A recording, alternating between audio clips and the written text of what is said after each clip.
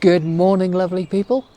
Well, those who know us know that we're really about the travelling and the adventure motorbiking, and we don't do reviews.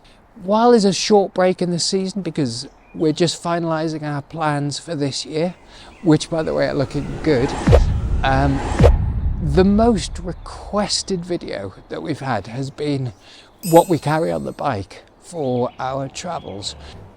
Now, I can't stress this enough. This is just what works for us. I'm sure it won't work for everybody. I'm sure other people have got better setups. We have not been round the world 7 times. We are not amazing ace test riders. But we've had the bikes for a couple of years now, these particular bikes, and they've been through, I think at last count, 21, 22 countries, something like that. And we've done, I think somewhere in the region of 40,000 miles, 60,000 kilometers, something like that. So there is a bit of experience behind this, but we also really like picking the brains of people way more experienced than us. So if anybody has any of that, any top tips or anything they carry or something they think is really useful, we would love to hear about it in the comments. I'm sorry the other half of the Wandering Honda, Steff, isn't around for much of this video, but she'd be the first to admit it's not really her forte. I'm going to start at the front of the bike and I'm going to work through to the back of the bike and explain what we carry and why we carry it. And there's nothing worse for me when I'm trying to watch a video if somebody just automatically assumes that I know stuff. So I'll go through every little bit on the bike. Feel free to skip it. There are also 2 tips, hacks that are under £1 each, and they're brilliant. But anyway, we'll come to that in a second. So starting off right at the front. And this is one of those things that cost us 10 pence, I think, or maybe less, 5 pence from Amazon. And it's brilliant. And it's bulldog clips.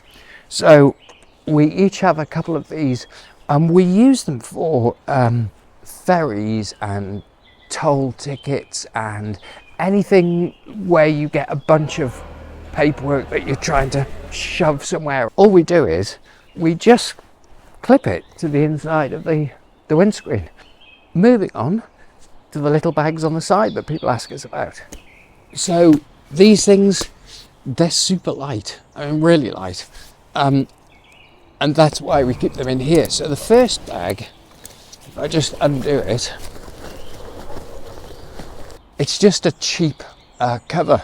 I think I got it from Amazon. I think it was about £15, and the scrappier and dirtier and oilier it is, the better. It weighs nothing, but we call it our cloak of invisibility because there's something about it when you put a nasty, scruffy, old, ripped, oily cover over the bike. It makes it invisible. Okay, next up, underneath the cloak of invisibility, is this small bag. And in fact, this bag and the one on the other side are all to do with tyre changes. Opening this up. So in a spectacular display of incompetence, I somehow managed to turn the camera off at this point. Luckily, I did film everything coming out of the bag, so here's what we've got in it. First, tubes. Because we're quite often away for a reasonable amount of time, we both carry both a front tube and a rear tube. Now, I used to carry a little hotel soap or shower gel and use it as tyre lube, but that's been replaced by something awesome, which I'll show you in the other bag. Valve cores, super tiny, super light. Now, I used to carry them in case I lost one when I was deflating a tube to change a tyre or something like that. But weirdly, this year in the Pyrenees, one of our friends, his tyre went flat, and just on the off chance, rather than spend half an hour, 3/4 of an hour changing the tube, I just spent 30 seconds or less changing the valve, and it worked. So that was an added bonus. So on one trip last year, I managed the unenviable record of 3 punctures in 2 days, and that definitely taught me a lesson. So now I also carry tyre repair patches and cement, so I can repair the inner tubes if we're stuck somewhere. As we go around the bike, you'll probably notice that everything on the bike is secured by these straps, which are voile straps, and if you haven't used them before, they are superb, and we tend to double up on a few things so that we've always got some spare, and they can pretty much strap anything to anything. So that's it for this little bag. It's just tubes and a few tube repair items. Now the sharp-eyed amongst you may have noticed writing around the bike, and yes, I genuinely am that stupid. I constantly forget where stuff is, and it was driving me so mad, and I would open the wrong bag 9 times out of 10. I've taken to writing where everything is with a paint pen, and I'm pretty sure that 99% of people won't need to do that, but hey, I do. Right, on to the next side.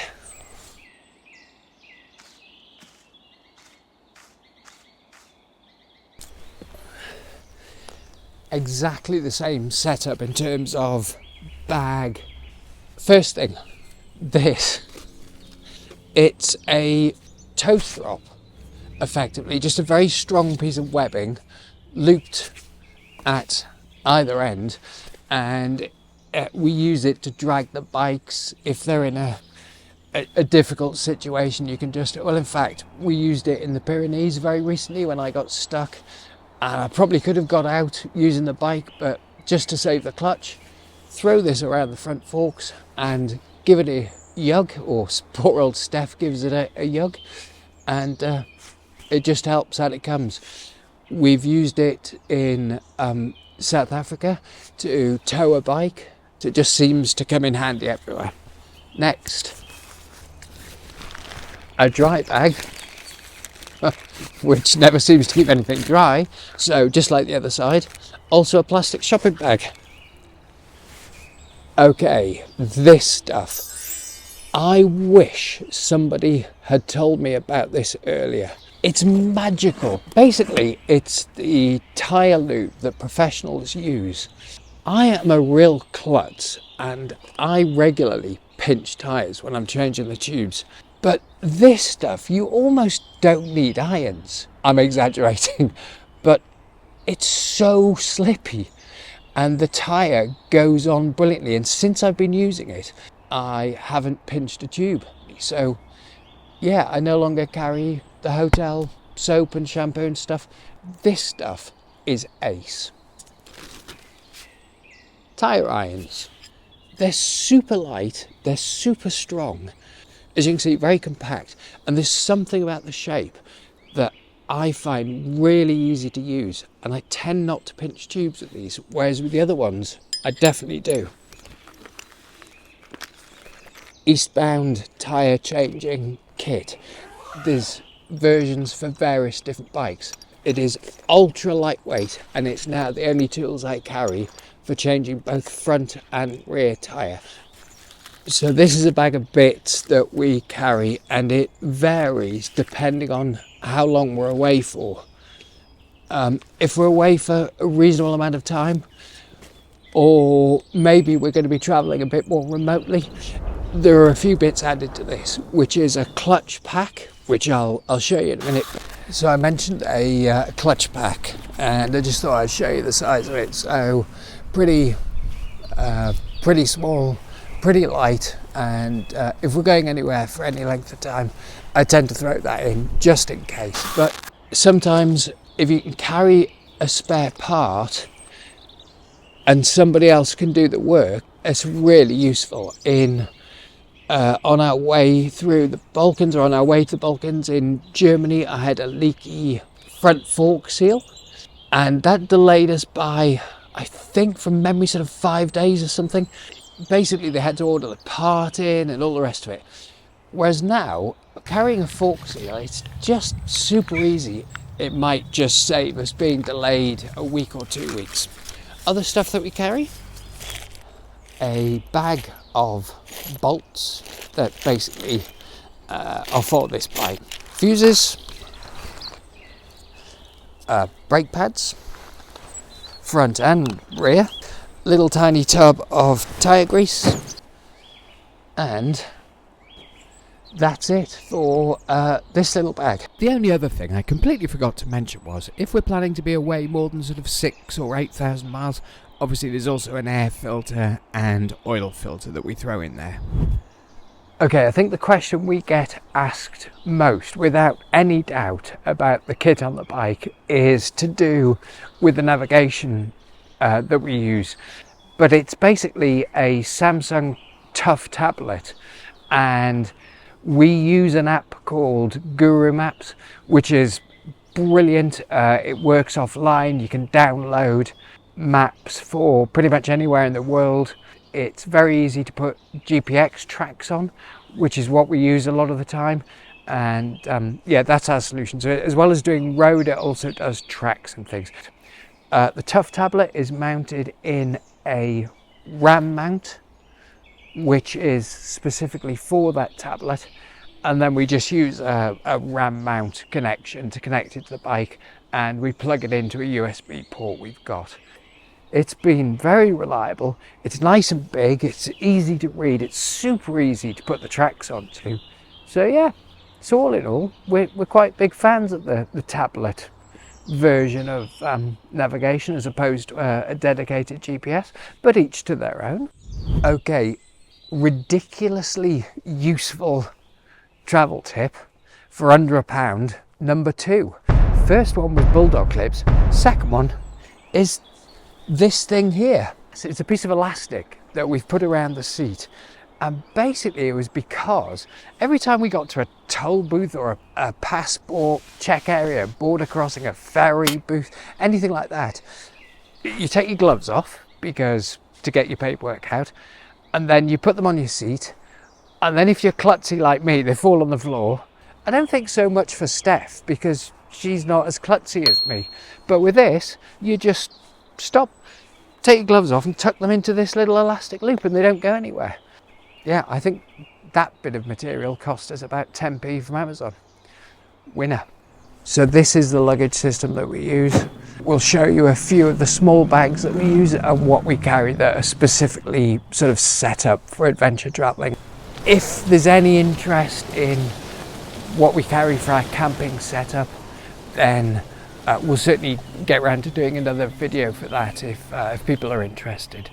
But that would make this video too long, so we'll just cover a few bits. So this thing, we bought an incredibly cheap pair of walking poles, and I just hacksawed off the correct length as a trail jack. Again, weighs nothing. Loads of videos on YouTube showing you how to use a trail jack, but basically I can jack up the front and the back, take the wheel off on a track somewhere, repair a puncture, put it back, and this does it all. So yeah, there you go. And moving on to the last few things, it's kind of the luggage system itself. Basically the top roll bag is our luggage. 2 side bags, they're our camping kit, and then the 2 bags underneath are what Steff's going to have a look at now. Simon did all of his recording outside, explaining what was in all of the bags, but for some reason the recordings that he did for these little bags didn't turn out or didn't record properly. So he's asked me to open them up and explain what's inside. Really, I have no idea what he carries or what he uses any of it for. Okay, so bag number 1. Wow, I mean, see, I can't even get into them. Right, so like I say, this will be interesting for us all. I actually think I might know what most of this is. A couple of cloths. This was actually really unfair. This is a new trail jack that I'm just going to trial out on our next trip, as well as our homemade one. This one I'm not really allowed to use because I never use it properly. Steff's talking nonsense. She uses it brilliantly.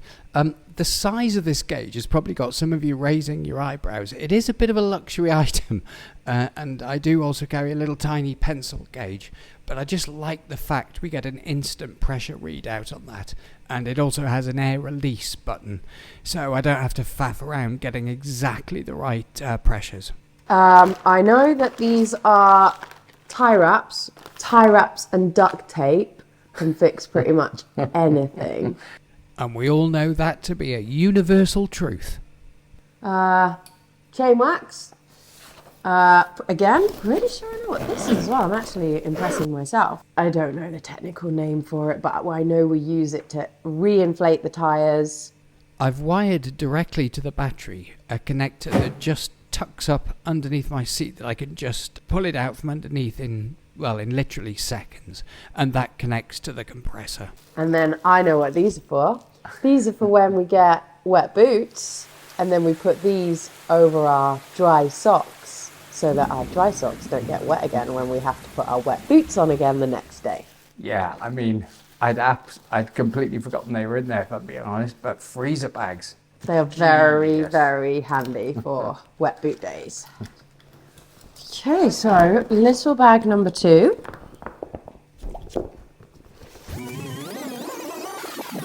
And this is Simon's tool roll.